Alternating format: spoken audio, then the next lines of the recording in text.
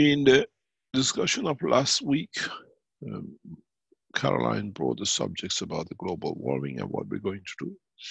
There is a very fundamental point that cannot be ignored. We have to understand. As I explained before in the teaching, one of the reasons we are getting warmer is that we are getting pulled towards the sun.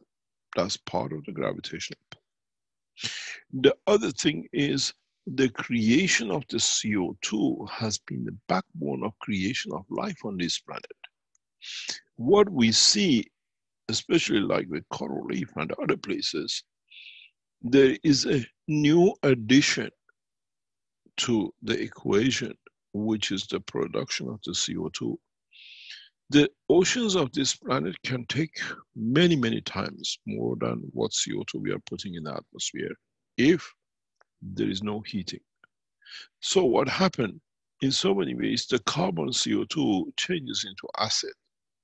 And temperatures at a certain point is a point of conversion. And when that heating point of conversion comes in, that's where, in fact, the chain of amino acid breaks up. You do not need to be a genius to understand this. And this is what is sitting with Keshe Foundation technology in coming time. You say we have CO2 and then the temperatures have gone up, we are losing all the, what do you call it, planet underwater life or over the water life. Yes, but understand the reason behind it. Understand the science behind it. All of you, you know, when you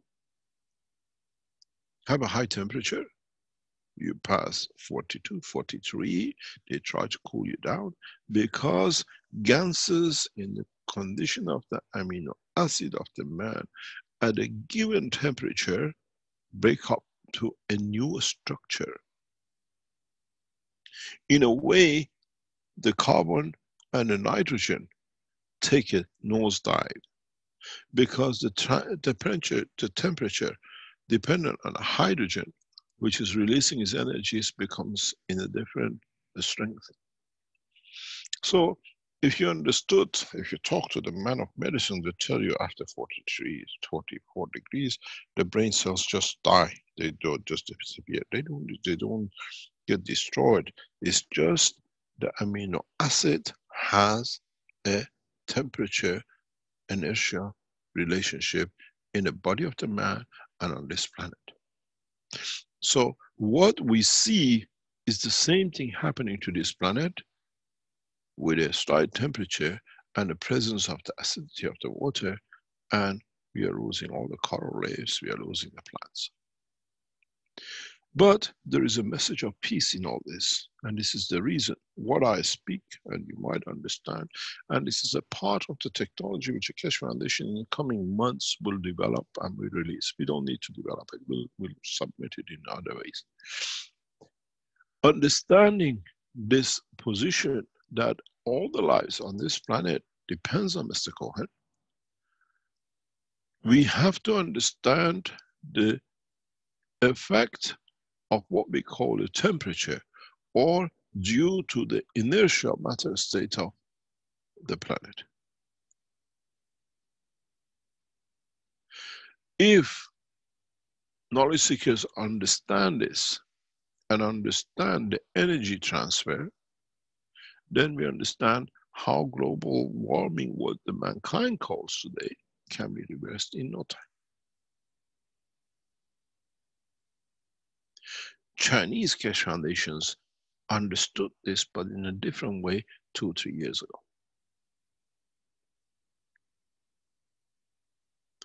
At the same time, if you understand the connection between the heat and the CO2 that it creates to the end of the life of planets and everything else, then we understand mankind has seen the first time a new dimension in handling its environment.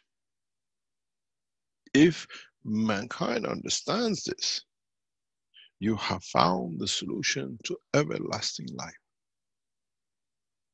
You have found the solution to everlasting food, or what we call energy supply for the body of the man, even for the soul of the man.